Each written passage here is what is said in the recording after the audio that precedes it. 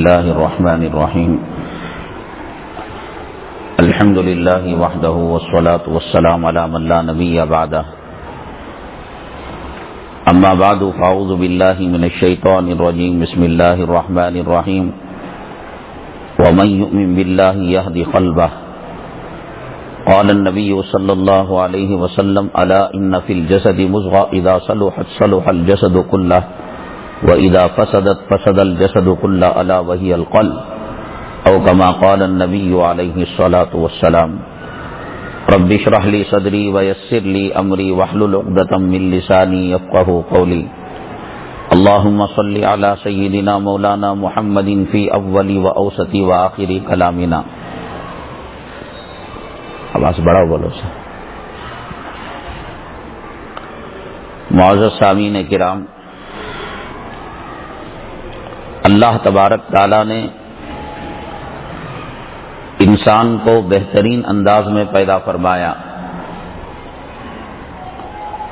کائنات کے اندر سب سے قیمتی جو مخلوق ہے فرشتوں سے بھی زیادہ اللہ تبارک تعالیٰ نے انسان کو بنایا. انسان کے اندر جو سب سے اہم چیز اللہ تبارک تعالیٰ نے بنائی، آواز بڑھائیے، وہ انسان کا دل ہے. روح المعانی تفسیر کی ایک کتاب ہے، علامہ آلوسی رحمۃ اللہ علیہ نے اس کتاب کو لکھا ہے. اس کے اندر یہ بات لکھی ہے کہ اللہ تبارک تعالیٰ نے جب سیدنا آدم علی نبینا علیہ الصلاۃ والسلام کے مٹی کے پتلے کو بنایا، شیطان جو ابھی شیطان نہیں بنا تھا، فرشتوں کے اندر ایک بہت اونچا مقام رکھنے والا تھا، بہت اعلیٰ مقام رکھنے والا تھا. اس کو کچھ دل میں کھٹک سی پیدا ہو گئی تھی کہ اس پتلے سے مجھے تکلیف ہونے والی ہے، یہ آئندہ مجھے بہت تکلیف دے گا.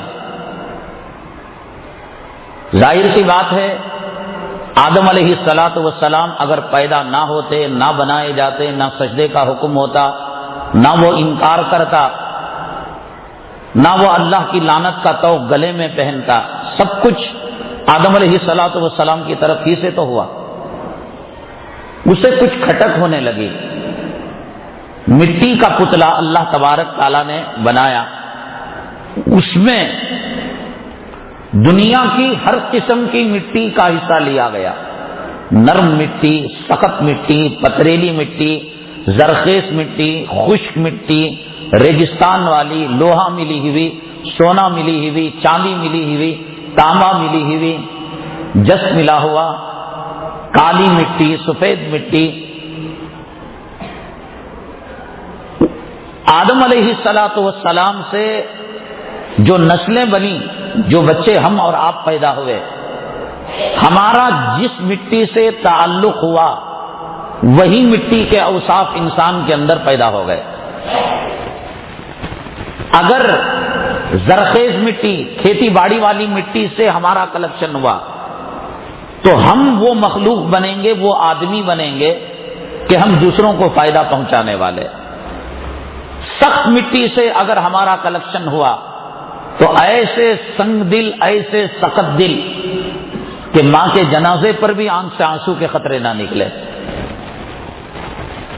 کسی کا قتل ہو جائے، خون میں لت پت ہو جائے، دل نرم نہ ہو. اور ریگستان والی مٹی، اس کے اوپر کتنا پانی ڈالو ایک گھاس کا تنکا اٹھنے کا نہیں. تو چنانچہ جو اس مٹی سے جا کر ملے گا اس کے سامنے پورا قرآن انڈیل کر رکھ دو، حدیث انڈیل کر رکھ دو، علماء کے واقعات، اولیاء کرام کے واقعات، ریگستان کے سامنے سمندر بھی ڈال دیا جائے میٹھا پانی کا بنا کر، وہ ایک گھاس نہیں اگا سکتا. تو جن کا تعلق ریگستانی مٹی سے ہے ان کے سامنے نصیحت بے اثر ہے. بہرحال یہ پتلا جب بنا تو یہ جو تھا شیطان، کھٹ کھٹا کر جیسے مٹکا بننے کے بعد ذرا بجا کر دیکھتے ہیں کہ مٹکا پختہ ہے کیا. کھٹ کھٹا کر دیکھنے لگا، پیر کو مارا، گھٹنوں کو مارا، ران کو مارا، پورے جسم کا اندر اور باہر اس نے انسپیکشن کیا، اس نے معائنہ کیا۔ اللہ تعالیٰ نے اس کو اجازت دی، اور جب دل کے پاس آیا، اللہ تعالیٰ نے سارا انسان بنایا تھا پتلا، اس میں دماغ تھا، پھیپھڑے تھے، جگر تھا، گردے تھے، پیشاب کی تھیلی تھی، معدہ تھا، مثانہ تھا، سب تھا۔ دل کے پاس آیا، اسے کھٹکھٹایا، جیسے ایسے کھٹکھٹا کر کہا، اوہو یہ گڑبڑ کی چیز ہے۔ اللہ تعالیٰ نے انسان کے اندر سب سے ایکٹیو اور سب سے حساس اور سب سے نازک پارٹ جو بنایا، وہ اللہ تبارک تعالیٰ نے انسان کا دل بنایا ہے۔ وہ اتنا ایکٹیو اور اتنا حساس ہے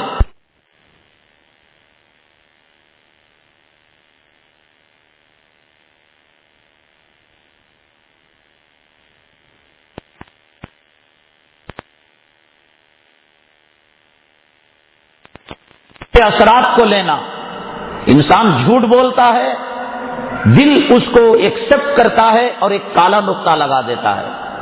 حدیث پاک میں سرور کونین آقا دو عالم جناب محمد رسول اللہ صلی اللہ علیہ وسلم نے ارشاد فرمایا کہ انسان ایک گناہ کرتا ہے، ایک نقطہ لگتا ہے، دو گناہ کرتا ہے، یہ دل کا کام ہے کہ پورا انسپیکشن کرتا ہے، معائنہ کرتا ہے، حساب و کتاب کرتا ہے۔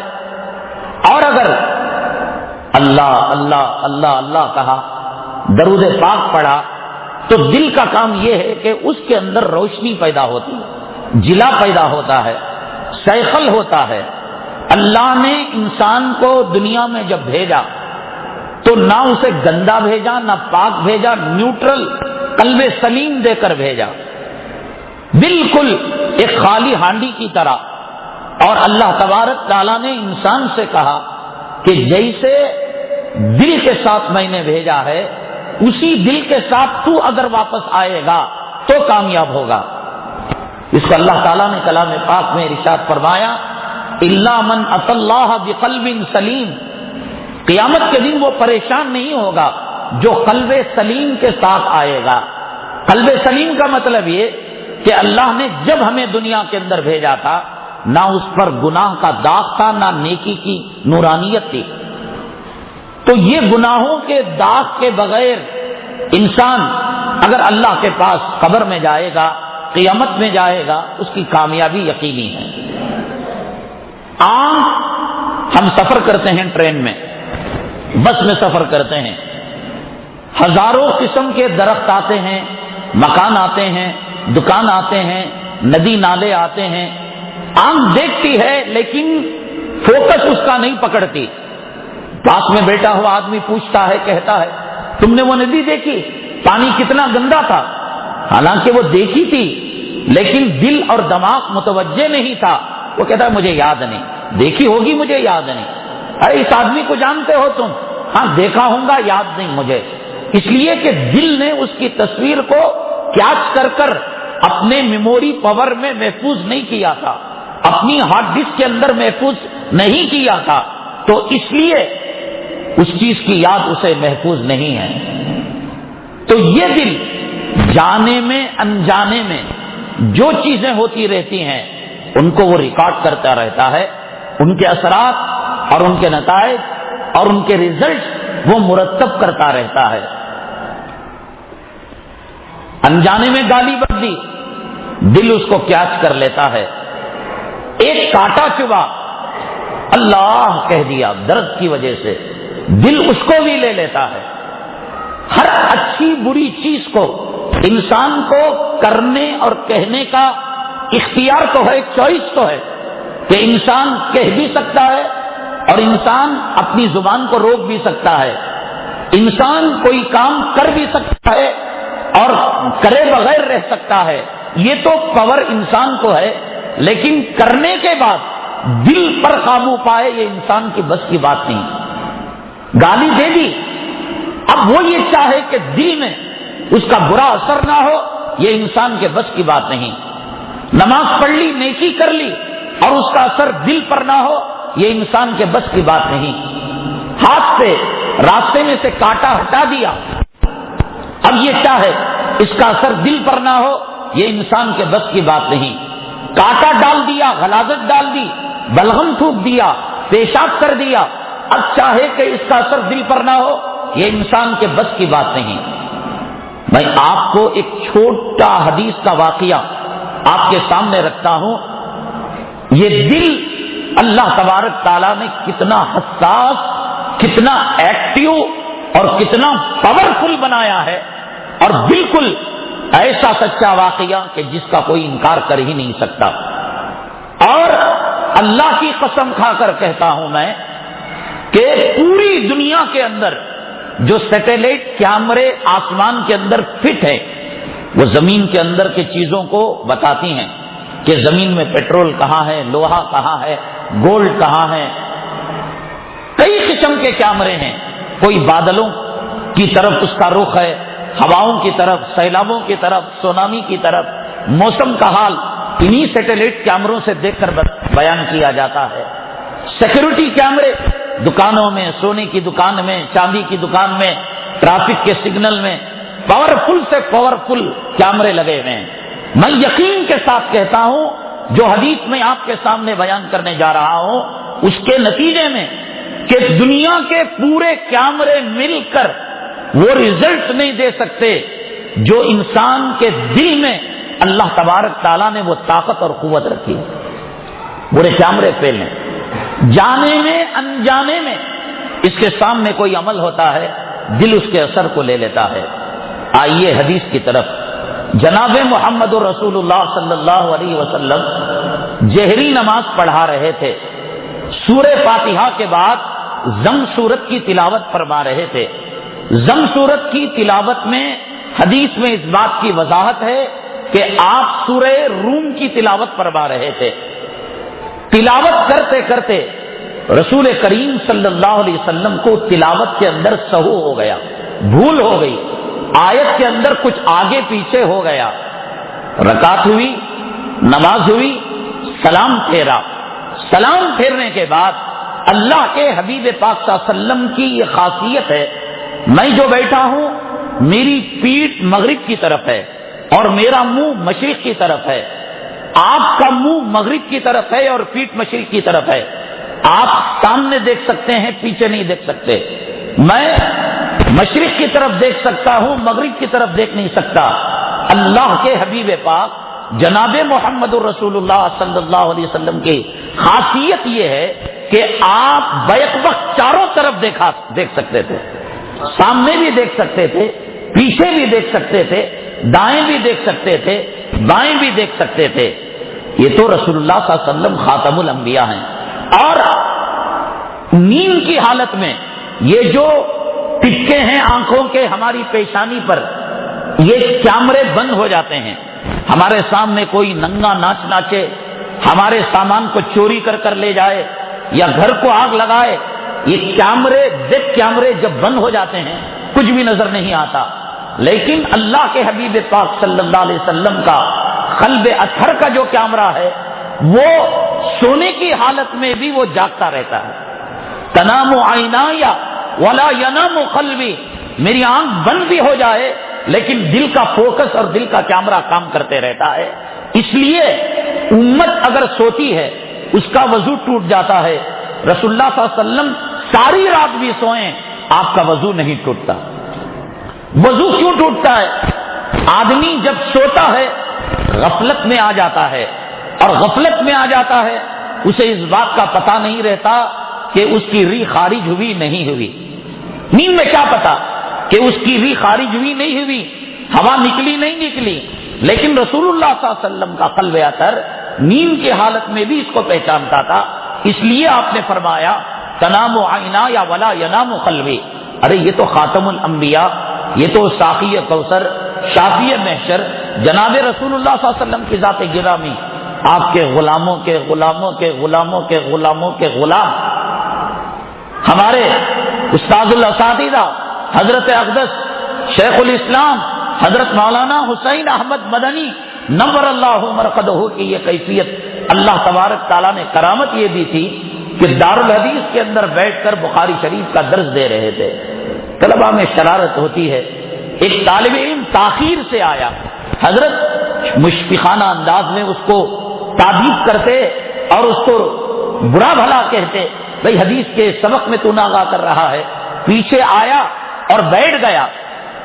حضرت دارالعلوم کے اندر جو مسند حدیث ہے اونچائی پر ہے, ایک تخت ہوتا ہے اسٹیج, پھر اس کے اوپر نالی لگتی ہے, وہاں پر جو ہے بینچ ہوتا ہے, اس پر آ کر بیٹھتے ہیں. یہ پیچھے کے دروازے سے آ کر بیٹھ گیا اور بیٹھ کر آ کر سامنے کے طلباء کو اشارہ کرنے لگا. آج میں نے حضرت کو بے وقوف بنا دیا اور حضرت کی ڈانٹ سے میں بچ گیا. حضرت اقدس شیخ الاسلام مولانا حسین احمد مدنی نور اللہ مرقدہ, اللہ تبارک تعالیٰ نے آپ کو یہ کرامت دی تھی رسول اللہ صلی اللہ علیہ وسلم کے سنتوں پر عمل کرنے کے, آپ کے عشق اور محبت میں ڈوبنے کے نتیجے میں, کہ آپ نے اس طالب علم کو کہا کہ بھائی تم تاخیر سے آ کر سمجھتے ہو کہ حسین نہیں جانتا, حسین کے علم میں سب باتیں آ گئی, آئندہ سے یہ کام مت کرنا. رسول کریم صلی اللہ علیہ وسلم کا جو قلب تھا بہت پاورفل تھا. سورہ روم کی تلاوت کے اندر ذرا آگے پیچھے کچھ ہو گیا تو آپ نے سلام پھیرا. سلام پھیرنے کے بعد صف اول کے مصلیوں سے آپ نے خطاب کیا. گڑبڑ ہو گئی.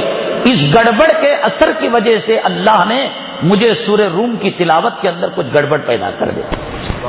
دیکھو, یاد رکھو, سیدنا آدم علی نبینا علیہ الصلوۃ والسلام سے لے کر حضرت اسرافیل علیہ الصلوۃ والسلام کے سور پھونکنے تک جتنے زمانے آئے اور جتنے زمانے آئیں گے, ان زمانوں میں سب سے بہترین زمانہ, خیر کا زمانہ, عافیت کا زمانہ, جنت کے ماحول کا زمانہ, نورانی زمانہ وہ رسول اللہ صلی اللہ علیہ وسلم کا زمانہ تھا. خیر القرون قرنی, سب سے بہترین پیریڈ میرا پیریڈ ہے, سب سے بہترین زمانہ میرا زمانہ ہے, سب سے بہترین نبی رسول اللہ صلی اللہ علیہ وسلم ہیں, سب سے بہترین انسان رسول اللہ صلی اللہ علیہ وسلم ہیں, اور سب سے بہترین مخلوق میں انبیاء علیہم الصلوۃ والسلام کے بعد صدیق و فاروق کا مقام ہے, صحابہ کا مقام ہے. میں نے بتایا دنیا ولیوں سے بھر جائے, اختاب ابدال سے بھر جائے, لیکن ایک صحابی کے جوتی کا مقابلہ نہیں ہو سکتا. صحابی صحابی ہے. اسی لیے صحابی کو ہم جو ہے انظر شاہ میرا نام ہے. اب جب حافظ بنا حافظ انظر شاہ, مولوی بنا حافظ و مولوی انظر شاہ, مفتی بنا حافظ و مولوی مفتی انظر شاہ, قاری بنا حافظ و مولوی مفتی قاری انظر شاہ.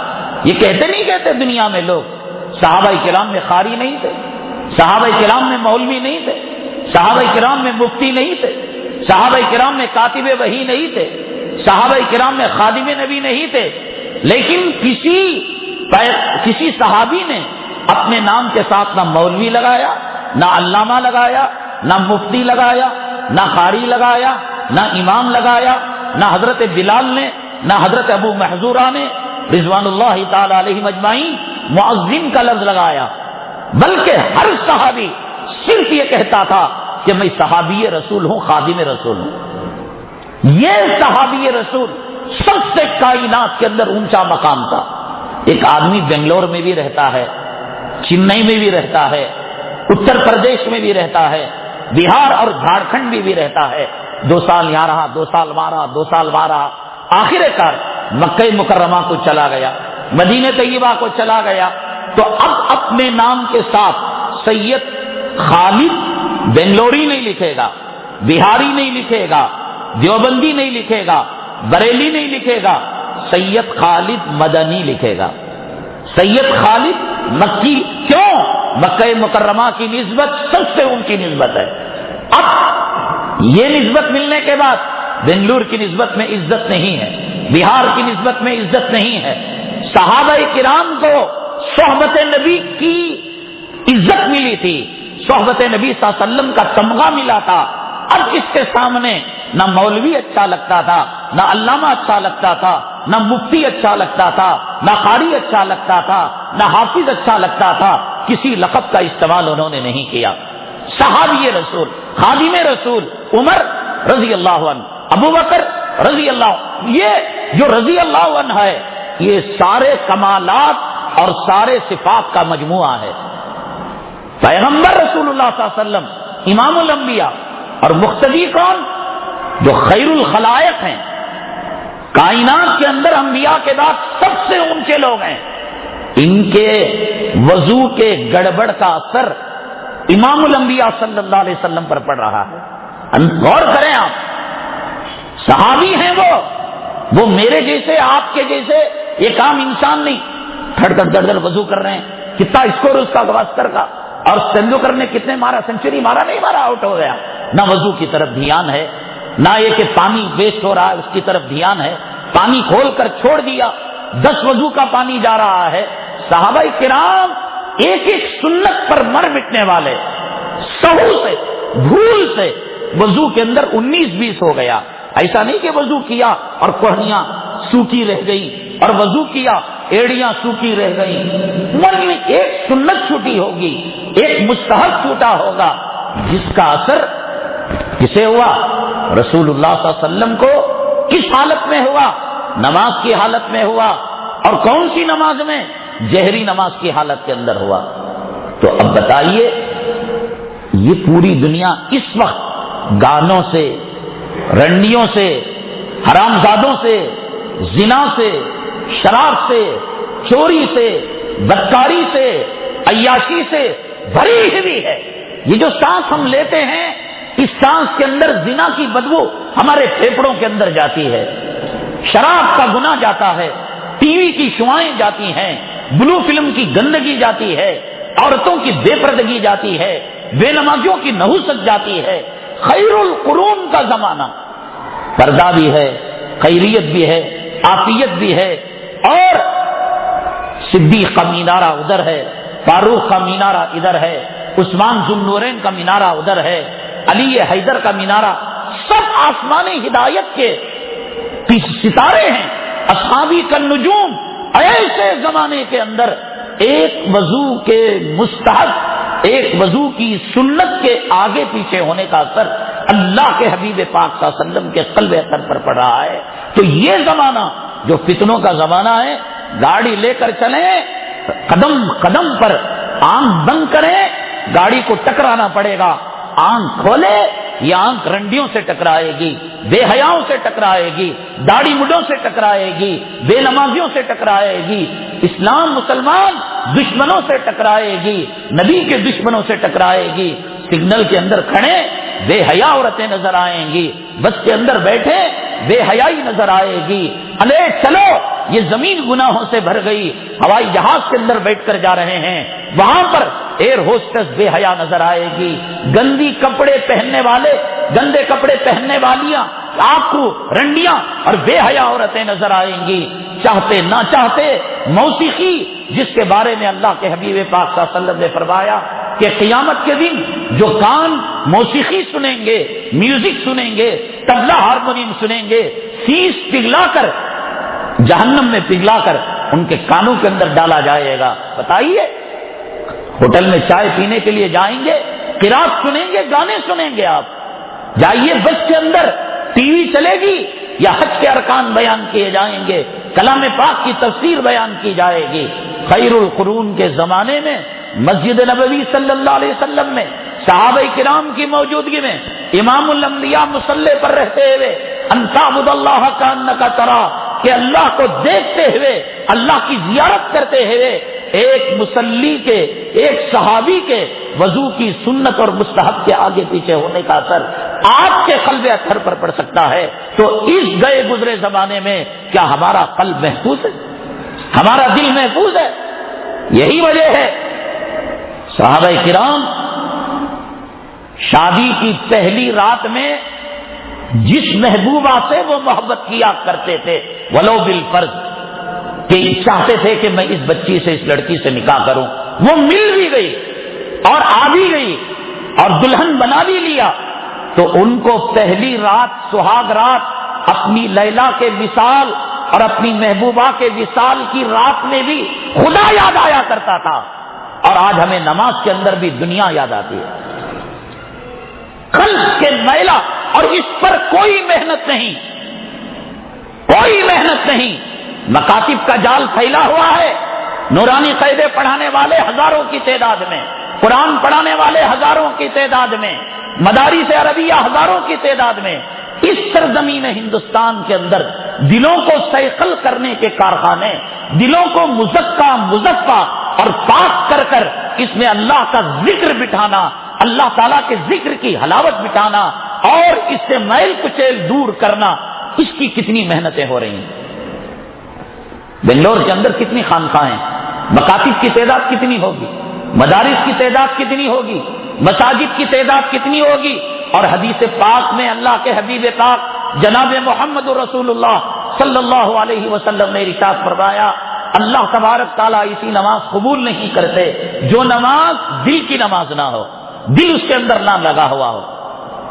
ارے صحابہ کرام تو دور کی بات، قطب عالم محبوب العلماء سیدی و مولائی حضرت اقدس مولانا پیر ذوالفقار صاحب دامت برکاتہم العالیہ، میں نے کہا اللہ کی قسم، اللہ اگر ہمارے اعمال کو دیکھتا قوم لوط کی طرح ہماری بستی کو الٹ کر کبھی کی تباہ اور برباد کر دیتا۔ ہماری مسجدیں محفوظ نہیں، ہمارے مدارس محفوظ نہیں، ہمارے علماء محفوظ نہیں، ہماری جماعتیں تنظیمیں محفوظ نہیں۔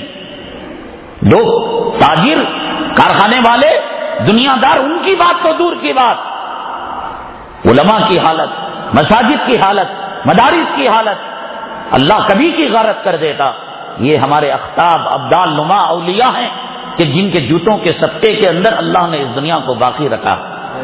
سہاگ رات تھی حضرت کی، بیگم صاحبہ نئی نویلی تشریف لائی تھی، اور شاید دنیا کے اندر بہت کم ایسا رہا ہوگا کہ کسی خامن کی بیوی اپنے خامن کے ساتھ بیعت کی ہو، اس لیے کہ میں آپ کے سامنے تقریر بگاڑ سکتا ہوں، تقویٰ بگاڑ سکتا ہوں، بیوی کے سامنے سب میرے عیب رہتے ہیں، میں کتنا حلال کماتا ہوں، حرام کماتا ہوں، فون میں کتنا جھوٹ بولتا ہوں، آنے والے مہمان کو کتنا جھوٹ بولتا ہوں، یہ سب اس کے سامنے رہتا ہے۔ جس کی بیوی اپنے خامن کو پیر مانے، مرشد مانے، اس کے تقوی کی گواہی دے، زمین و آسمان کے خلائق اور فرشتے بھی اس کے تقوی کی شہادت دیں گے۔ سہاگ رات تھی، بیگم صاحبہ سے کہا، سلام کیا، بیگم صاحبہ نے سلام کا جواب دیا۔ بیگم صاحبہ، اللہ تبارک تعالیٰ نے مقدر کے اندر میرا اور آپ کا ملنا لکھا تھا، وصال لکھا تھا، ساری زندگی ملی پڑی ہے ان خوشیوں کو بانٹ کر تقسیم کرنے کے لیے۔ یہ فقیر ایک چھوٹی سی بھیک مانگتا ہے، جھولی پھیلاتا ہے، درخواست کرتا ہے۔ آج کی یہ گھڑیاں میرے اور آپ کے لیے امتحان کی گھڑیاں ہیں، آزمائش کی گھڑیاں ہیں۔ آج کی رات مجھے آزاد چھوڑ دو، ہے کسی میں ہمت؟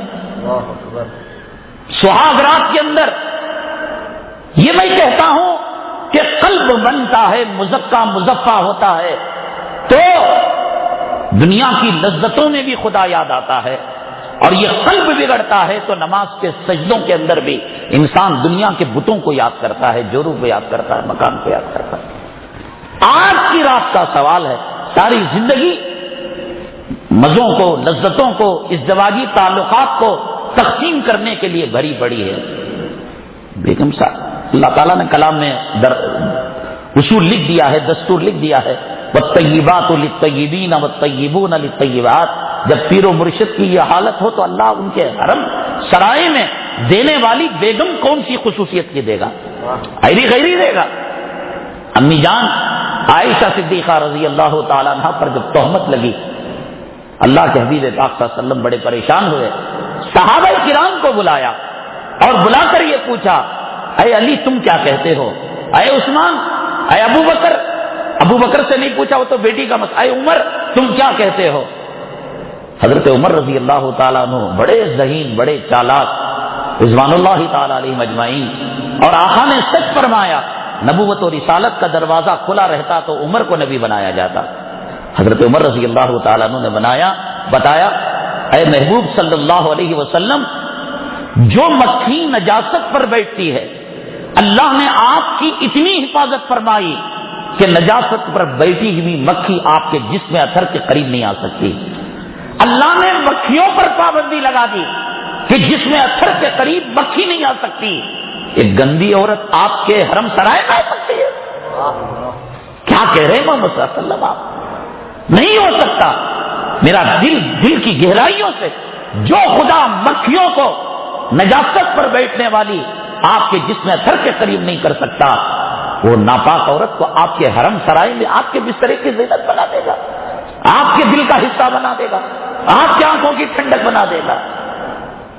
تو حضرت کے زوجیت کے اندر جو بیگم آنے والی تھی وہ بھی کیسی تھی؟ کہا کہ جہاں پناہ میرے آقا سرکار اجازت ہے. حضرت نماز کے لیے کھڑے ہو گئے اور تہجد کا وقت ہوا، فجر کا وقت ہوا تو جو مڑ کر دیکھا بیگم صاحبہ پیچھے مصلی بچھا کر وہ بھی نماز کے اندر. والطیبات للطیبین والطیبون للطیبات. سہاگ رات کے اندر میلاد کے وقت، بیوی اور وصال کے وقت اللہ کی یاد. کتنی صحابیات رسول اللہ صلی اللہ علیہ وسلم کو جا کر شکایت کرتے تھے، میرے خامن جو جہاد کو جاتے ہیں، تجارت کے غرض سے جاتے ہیں، مہینوں ہو جاتے ہیں اور آتے ہیں، آنے کے بعد بھی کچھ بات کی، کچھ کھانا کھایا، اور جو رات کو کھڑے ہو گئے تو پھر حضرت بلال حی علی الصلاۃ حی علی الفلاح کہتے ہیں. رسول اللہ صلی اللہ علیہ وسلم کو ان صحابہ کرام کو بلا کر ڈانٹنا پڑتا تھا. اے صحابی، ان لنفسک علیک حق ولزوجک علیک حق. ان کو بتانا پڑتا تھا کہ یہ قدر تمہاری بیوی بھی ہے، تمہارے بچے بھی ہیں، ان کو حق دینا تمہارا ایمانی فریضہ ہے. آج ہمیں نماز میں بتانا پڑتا ہے کہ ایک اللہ بھی ہے. آج ہمیں بتانا پڑتا ہے کہ مومن جب سجدہ کرتا ہے تو اس کی پیشانی اللہ کے قدموں پر پڑتی ہے.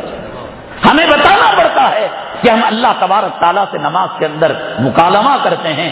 الحمدللہ رب العالمین اذا قال العبد قال اللہ تعالی حمیدنی عبدی. اللہ کہتے ہیں کہ بندے نے میری تعریف کی، مکالمہ ہوتا ہے. مومنوں کی معراج ہے یہ کیوں ہو رہا ہے؟ اس پر محنتیں کیوں نہیں ہیں؟ حضرت شاہ مولانا محمد الیاس صاحب رحمت اللہ علیہ اللہ کے راستے میں جماعت میں جایا کرتے تھے. میرا چیلنج ہے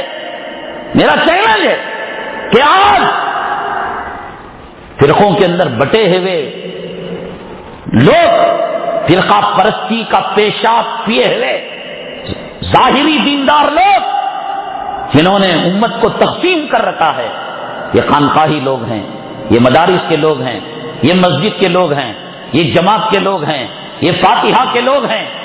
میں چیلنج دیتا ہوں، یہ ہمارے اکابرین کے یہاں تقسیم نہیں تھی.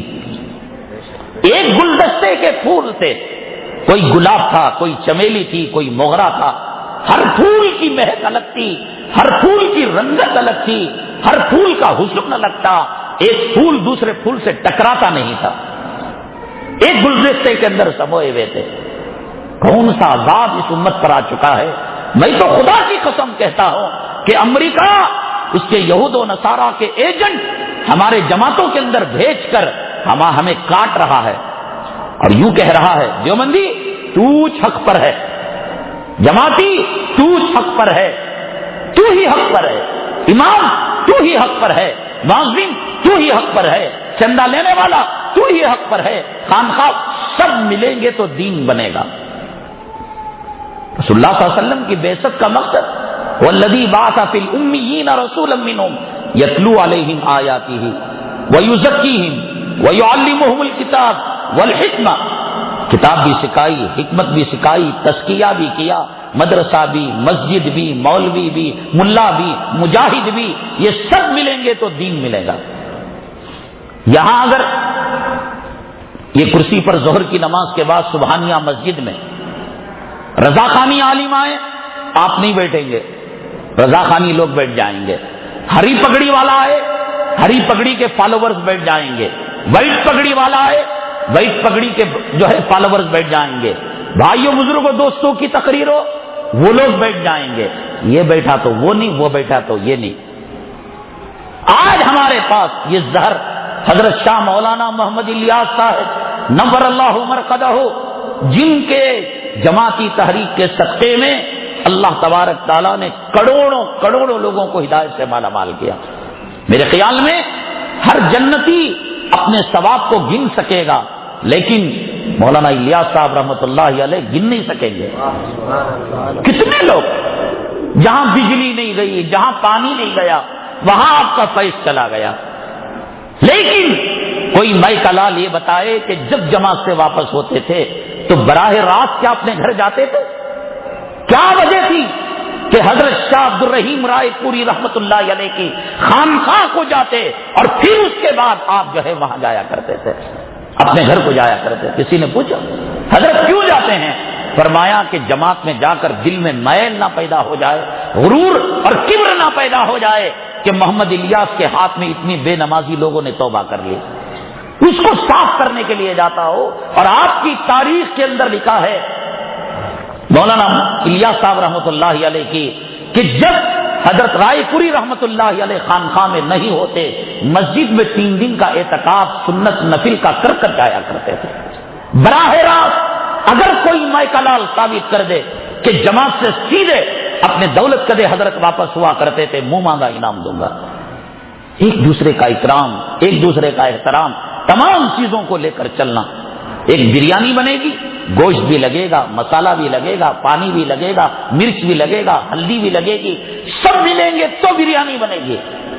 خالی گوشت لے لے تو انہیں چچل بولے تو کیا بھی نہیں ہوتا، کباب بن جاتا ہے. چاول لے لیے کچھ نہیں ہوتا، کھچڑی بن جاتی ہے. مرچ لے لیے زبان جلتی ہے. یہ سب چیزیں، خانقاہ بھی، مدرسہ بھی، مکتب بھی. لیکن اس وقت توازن بگڑا ہوا ہے. توازن اتنا ہے کہ پورے ہندوستان کے اندر کرناٹک کی بات نہیں، خانقاہی نظام آٹے میں تو بھی نمک زیادہ ہو سکتا ہے، اس سے کم ہے. جبکہ اصل ضرورت، ارے پیالہ ہی ہمارا گندا ہے تو ہم اس میں دودھ رکھیں گے، دودھ پھٹ جائے گا. بالٹی اور بینگی نیچے سوراخ ہے، سمندر ڈالیں گے نیچے چلا جائے گا.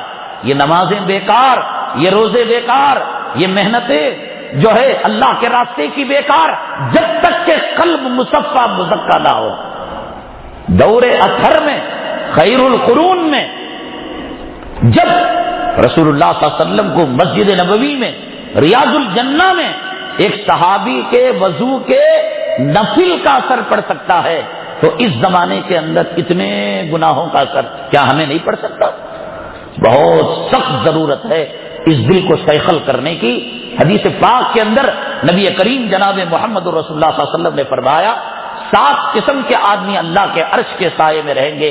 ان میں سے ایک فرمایا شاب نشأ فی عبادت اللہ، وہ نوجوان جو اللہ کے عبادت میں جس نے اپنی نوجوانی گزار دی، جس نے دل کو سیخل کر کر پاک کر کر اللہ کو راضی کیا. عطیہ سالم مدینہ طیبہ کے چیف جسٹس تھے، اب ہے نہیں، مجھے علم نہیں. مدینہ طیبہ کے اندر مسجد نبوی صلی اللہ علیہ وسلم میں جہاں حدیث کے درس کے حلقے لگتے ہیں، حضرت عطیہ سالم وہاں موطا امام مالک پڑھایا کرتے تھے. ایک مرتبہ بڑے اللہ والے تھے، اہل عرب کے اندر بھی اللہ والے، موطا امام مالک کا درس دے رہے تھے. یہ حدیث آئی کہ شاب نشأ فی عبادت اللہ، وہ بھی اللہ کے عرش کے سائے میں رہے گا. بڑے دکھ سے، بڑے درد سے کہا آپ نے کہ پاک دل کے ساتھ اللہ کی عبادت کرنا چاہیے، اللہ کے پاس صاف دل ہو کر جانا چاہیے. صومالیہ کا ایک اسٹوڈنٹ، ایک طالب علم اس حدیث کے حلقے میں، اس درس حدیث کے مجلس میں بیٹھا ہوا تھا. اس نے یہ کہا کہ اپنے ہی بات کی کہ ایک آدمی بہت سارے گناہ کر لیا، زنا بھی کر لیا، شراب بھی پی لی، داڑھی بھی مڈا لی، چوری بھی کر لی. اب اس حدیث کو سننے کے بعد وہ توبہ کرتا ہے اور پھر اپنی بقیہ زندگی اللہ کی عبادت میں لگاتا ہے تو کیا اللہ تعالیٰ اسے بھی عرش کا سایہ دیں گے؟ حدیث میں تو توبہ کی بڑی فضیلت ہے. التائب من الذنب کمن لا ذنب لہ، گناہوں سے توبہ کرنے والا ایسا ہے کہ اس نے گویا گناہ ہی نہیں کی. بہت خیر، وہ الگ بات ہے، آپ جانتے ہیں وہ بات. یہاں مجھے عرض کرنا ہے، حضرت عطیہ سالم جو محدث کبیر تھے، مسجد نبوی صلی اللہ علیہ وسلم میں نبی کے روضے کے قریب موطا امام مالک پڑھایا کرتے تھے. اپنی منڈی کو نیچے کر لیا, چہرے کو نیچے کر لیا, بہت دیر تک خاموش رہے. اس کے بعد صومالیہ کے طالب علم کے بارے میں کہا, بیٹے کپڑے دو قسم کے ہوتے ہیں, ایک نیا کپڑا ہوتا ہے اور ایک میلا کپڑا ہوتا ہے جس کو دھویا جاتا ہے, دھلا ہوا. بیٹے دونوں کپڑوں میں زمین آسمان کا فرق ہے.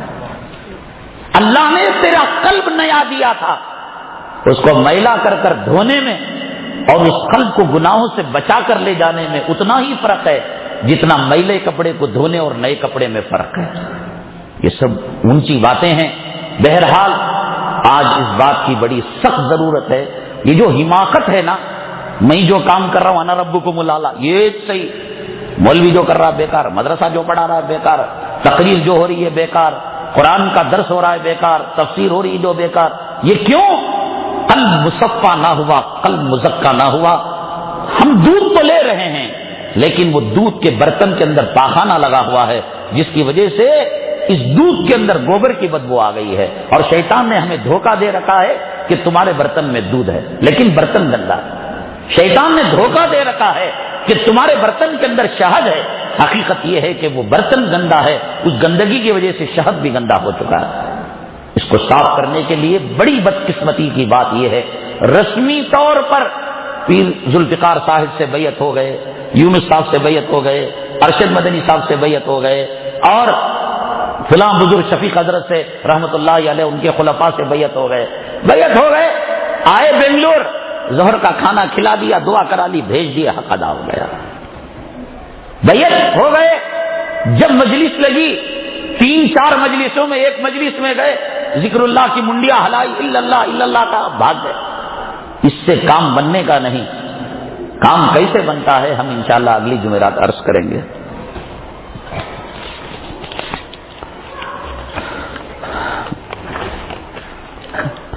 عورت جو چونڈے ڈالتی ہے اس کے اندر مصنوعی بال لگاتی ہے اپنے بالوں کو بڑا کرنے کے لیے اور چونڈے کو موٹا کرنے کے لیے. حرام ہے عورت کو دوسرے عورتوں کے بالوں سے جو آرٹیفیشل بال ہیں, چاہے پلاسٹک کے ہوں یا دوسرے انسانوں کے ہوں, ان کو استعمال کرنا حرام ہے, ناجائز ہے. بہت سارے حضرات عمرے میں حج میں جاتے ہیں, وہاں دیکھتے ہیں کہ غائبانہ نماز جنازہ ادا کی جاتی ہے. تو انہوں نے لکھا ہے کہ جیسے وہاں نماز جنازہ غائبانہ پڑھی جاتی ہے, کیا ہم بھی اپنے ہندوستان کے اندر, ہمارا کوئی بھائی چنئی میں مر گیا, کلکتہ میں مر گیا, تو ہم اپنی مسجد کے اندر نماز جنازہ غائبانہ پڑھ سکتے ہیں؟ نہیں پڑھ سکتے. اس لیے اللہ کے حبیب پاک جناب محمد الرسول اللہ صلی اللہ علیہ وسلم کے دور اطہر میں جو صحابہ کرام وفات پائے, وصال ہوئی اور ان کا انتقال ہوا, آپ نے شاہ حبشہ کے علاوہ کسی اور کی, نجاشی کے علاوہ کسی اور کی نماز جنازہ آپ نے نہیں پڑھی. رسول اللہ صلی اللہ علیہ وسلم کو اپنے صحابہ سے, اپنی امت سے, اپنی اولاد, اپنے ماں باپ, اپنی بیویوں سے زیادہ محبت تھی. تو اگر نماز جنازہ غائبانہ طور پر پڑھنا جائز ہوتا, تمام صحابہ کے پڑھتے. نجاشی کی جنازہ اس لیے پڑھی کہ نجاشی جس علاقے کے اندر مرا تھا اور ان کا انتقال ہوا تھا, وہاں کافر اور مشرک زیادہ تھے, صحیح طور سے نماز جنازہ وہاں ادا ہونے کے امکانات کم تھے. اللہ تبارک تعالیٰ نے بطور معجزے کے رسول اللہ صلی اللہ علیہ وسلم کے سامنے نجاشی کے ناش کو رکھ دیا. رسول اللہ صلی اللہ علیہ وسلم اس کے سامنے نماز پڑھیں. سمجھ گئے؟ غائبانہ نماز جنازہ جائز نہیں ہے. ایک انسان دوسرے انسان کو خون دے سکتا ہے یا نہیں؟ ایک انسان دوسرے انسان کو گردہ دینا ہے. انسان بڑی حرمت والی چیز ہے. اگر کوئی پیسوں کے خاطر کہ میں اپنی بیٹی کی شادی کروں, بچے کو ایڈمیشن کروں, میں گردہ بیچوں گا تو پیسہ آئے گا, میں خون بیچوں گا تو پیسہ آئے گا, یہ تو حرام ہے, ناجائز ہے, انسان کی بے حرمتی ہے. ہاں ایک انسان کی جان جا رہی ہے, ابا ہیں, اماں ہیں, بیوی ہے, بچے ہیں, یا پیر و مرشد ہیں, استاد ہیں, اور ڈاکٹر نے کہا ان کی دونوں کڈنیاں چلی گئی ہیں, اگر کوئی ایک گردہ دے سکتا ہے تو وہ دے سکتا ہے, اس لیے کہ ایک گردے پر اس کی زندگی ہو سکتی ہے. لیکن ویوپار کے لیے, کاروبار کے لیے کرنا حرام ہے. کمیشن کا کاروبار جائز ہے یا نہیں؟ ویسے فقہی اصول کے اعتبار سے کمیشن کا اعتبار جائز نہیں ہے, لیکن ایک رواج پڑ چکا ہے اور ایک عام عموم میں بلوا ہے. فقہائے متاخرین نے اس کی اجازت دی ہے. حلال کاروبار کا حلال کمیشن جائز ہے، حرام کاروبار کا حرام دلالی ناجائز ہے۔ زمین کا کاروبار جائز ہے تو اس کی دلالی کر کر کمیشن بھی حلال ہے۔ شراب حرام ہے تو اس کی دلالی کر کر کمیشن کھانا وہ بھی حرام ہے۔ تقدیر اور قسمت ایک ہے یا الگ؟ دونوں ایک ہی چیز کا نام ہے۔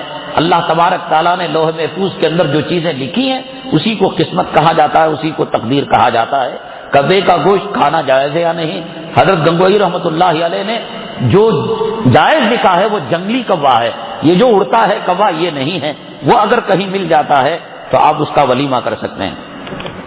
اصحاب کہف کتنے تھے؟ 7 تھے۔ یہ قرآن شریف میں اس کی پوری تفسیر موجود ہے، ان کے نام موجود ہیں، آپ دیکھ لیجئے گا۔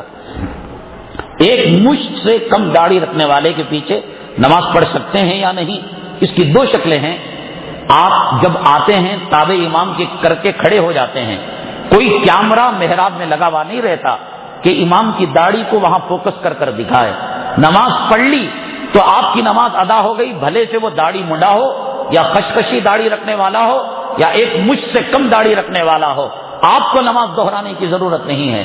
رہی یہ بات کہ ایسے آدمی کو امام بنانا، مصلی پر کھڑانا، محراب کے اندر کھڑانا ناجائز ہے اور حرام ہے۔ جو مسجد کی کمیٹیاں یہ کام کرتی ہیں ان کو اللہ تبارک تعالیٰ سخت گناہ کے اندر مبتلا کرتا ہے۔ عورتیں پاؤں میں چھلا اور کالی پوت پہن سکتے ہیں یا نہیں؟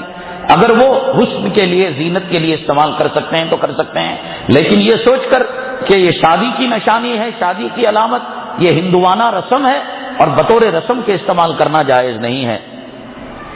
لڑکیوں کو نوکریوں میں بھیجنا صحیح ہے یا نہیں؟ یہ غلط ہے۔ اس کی تفصیلی بات جمعہ کے خطبے کے اندر آئی ہوئی ہے، کیفیت بیان کی گئی ہے، آپ جمعہ کا خطبہ ڈاؤن لوڈ کر کے سن لیں اتقاللہ.com کے اندر۔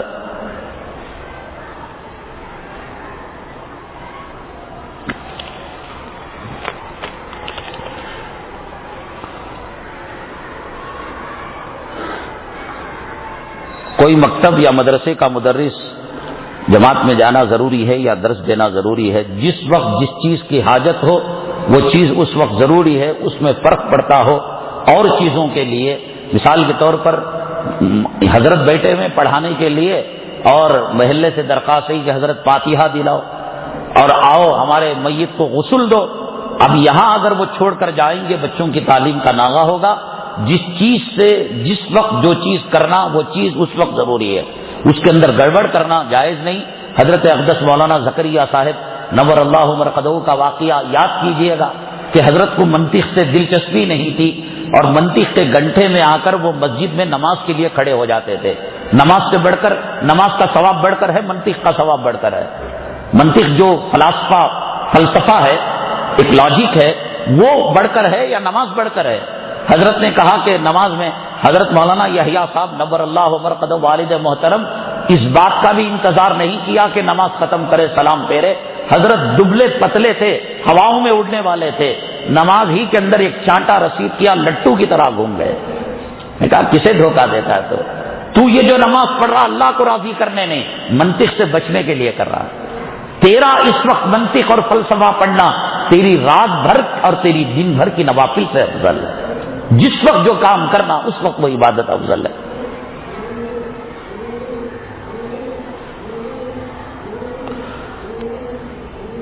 ٹھیک ہے، اور جوابات اگلے۔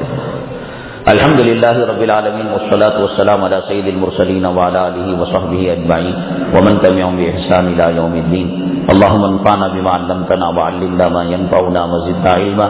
سبحان ربک رب العزة عما یصفون وسلام علی المرسلین والحمد للہ رب العالمین۔